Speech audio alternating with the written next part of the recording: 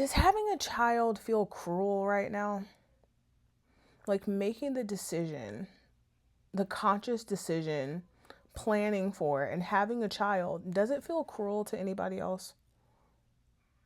Because I'm someone who, for a long time, always, like, from the time that I was a child, I always said that I didn't want to have kids, never had the desire.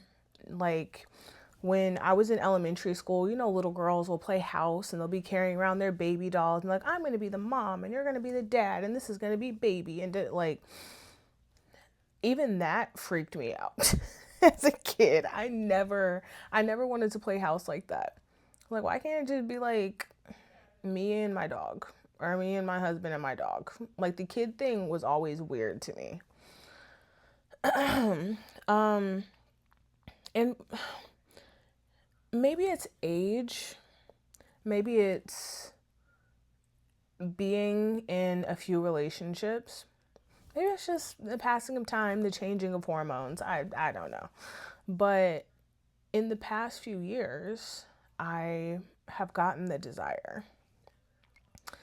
And not being someone who wants to have a child outside of a marriage, I don't foresee that happening for myself anytime soon. But I was thinking about this because we're living in a time when apparently the US is at war. Okay.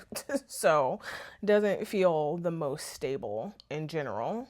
And what feels like a kind of nonsensical war, but topic for another day. When divorce rates are absolutely insane, like crazy insane, where at least here in the States, feels like we have a school shooting every few weeks, if not a major mass shooting every few weeks. Like, I know people who don't want to go to big events because they're like, it'll draw the mass shooters. Like, I don't want to go to this concert. I don't want to go to this outdoor festival. I don't want to, you know. My parents were afraid for me to fly out of my nearest airport because I live right outside of DC, because if they're going to strike the US, striking a major airport would be a target, right? And I've seen couples who have been married for 10, 15, 20, 30 plus years, whose marriages have ended somewhat suddenly. Sometimes it's not so sudden, but some of them feel like they came out of nowhere. And now that I'm at a point where I think about the possibility of wanting and having a child, thinking about what the world looks like right now, it feels cruel to even have the desire for a child. To bring a new life into the world. Now, granted, if it's an accident, accidents happen. But it's like, plan for one with the current state of the world. I mean, I even think about all of the children that are born these days, and it feels like, again, I could be wrong. I have not done the research on this, so feel free to tell me that I'm wrong. But it feels like there are more and more kids being born with severe mental and physical disabilities, even. And do I want to? And also, not even thinking about like the what is it? Like death rates, the pregnancy death rates of Black women in America. It is terrifying how often Black women die during childbirth. And the thought of leaving my husband and new baby alone is scary. The thought of being a single mother is scary, but the thought, yeah, I I can't rationalize that with the possibility being so high. And I don't think I could forgive myself. Well, it wouldn't matter if I would be, if I could forgive myself because I wouldn't be alive. But this isn't a funny subject. This isn't. I'm sorry. It just, I can't rationalize it. I, I, I can't do it. And obviously, but before we go any further, I don't want anyone thinking that I think people are irresponsible or, people are bad parents for deciding that they want to bring a child into the world right now. I think, you know, even for someone like myself who wants to be married, there are plenty of people who are like, why would you want to do that when the divorce rates are so high? When there are so many horror stories from women who have been married and either been divorced or left with children or, left when they got sick or gained weight or whatever. Or the man just found somebody at work or what, like, yeah. Especially with the state of men currently. Like, but like obviously that's a natural desire. And I feel the same with people who want kids. And I think because for so long I never had the desire, it's easier for me now to, even though the desire has definitely popped up, it's easier for me now to feel like I can get myself back to that place of like, nope, don't want to do it. So I don't want to demonize any new parents or people who are planning to be parents, who are trying to have children. I get it. And also I think about the fact that babies are always being born. Like during times of war and plagues and depressions, and also like every generation was born into something. you know some of us in slightly better times. I think the whole thing with the baby boomers is that like the economy was getting better, right? And that's why so many more people were having children than usual. But yeah, like the I guess the counter argument kind of writes itself, right? Like none of us would be here if our parents waited for the ultimate stability. Although, of course, there were times that were better and times that were worse, and. But I don't know. Maybe it's the algorithms. Maybe it's the news cycle constantly fueling the fear. Amplifying the mayhem, showing more of the chaos. But there is something that feels different about right now. And I think because of all the things that we see in real time, even if you're someone who is mostly offline, like for example, for myself, I haven't been on Instagram in over a year. I haven't been on TikTok in over a year. Never been on Facebook. I had a Twitter once, like a business account, but that's been deleted for like 2 years. Obviously, I'm here on YouTube, but it's not like I have cable. I'm not watching the news all the time. So I don't even have the constant input of, the news cycle and that sort of thing. And still, there's something that feels uniquely selfish about the desire for kids. Like I don't want to say what does it give you, because I realize that kids in and of themselves can be the blessing. They can be the benefit. They can be the fulfillment of the dream. But at what point does you fulfilling your desire, at what point does you chasing your dream become a detriment to the human that you bring into the world?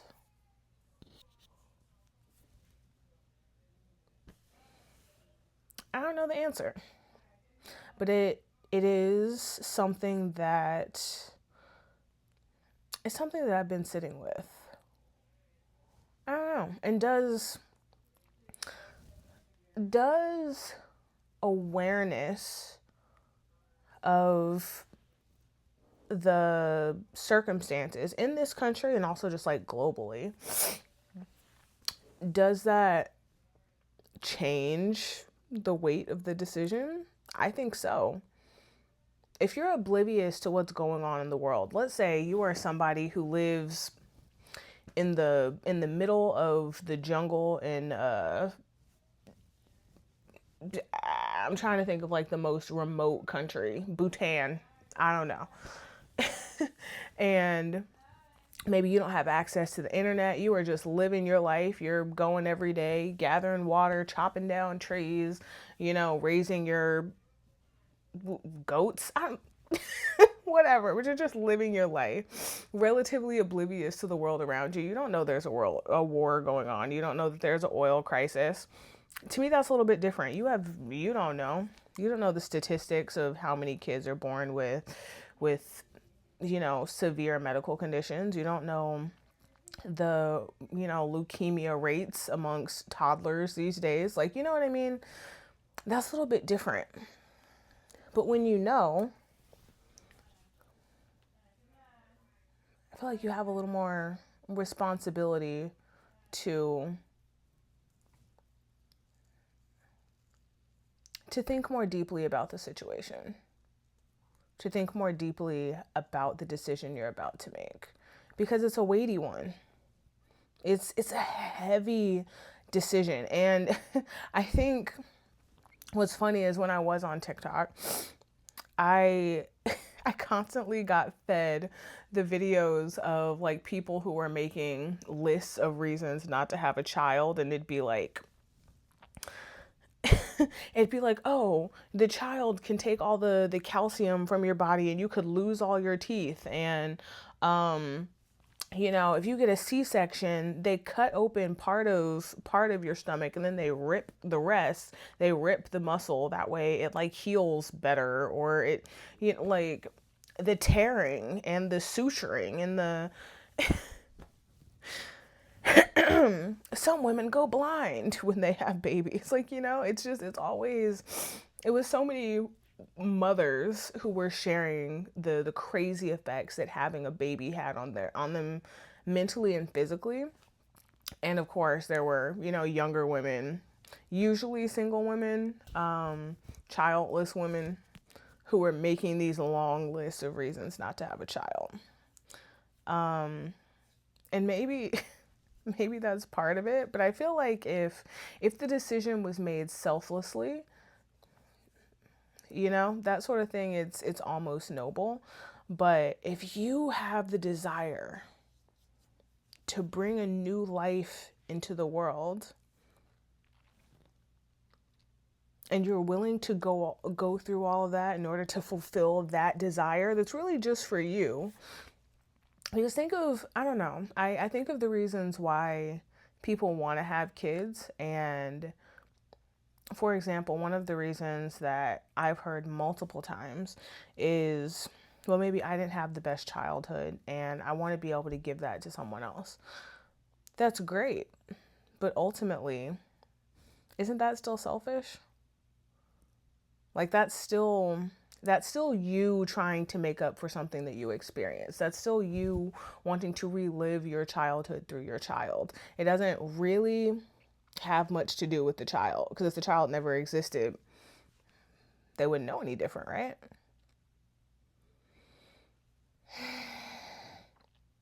And I think knowing how much a child depends on you, like it's not just that they need you to feed them and to keep a roof overhead. They need structure and stability. And those two things feel like it's increasingly difficult to provide in a system where more and more of us are understanding that the system isn't fair. The majority of us are not doing so hot financially. The majority of us are one email away from our employer from not having any income whatsoever. I think, like, statistically, the majority of Americans don't have $1,000 to cover like a last minute expense. The majority of us are in, I think it varies by state, but anywhere between like 600 to several $1,000s in debt. That stability, like, where are we getting it? Where is it coming from? And obviously, it's not everyone. I would hope that if you plan for a child, these are like circumstances that you would try your best not to be in anymore before that child came into the world. But that's not the reality for a lot of us.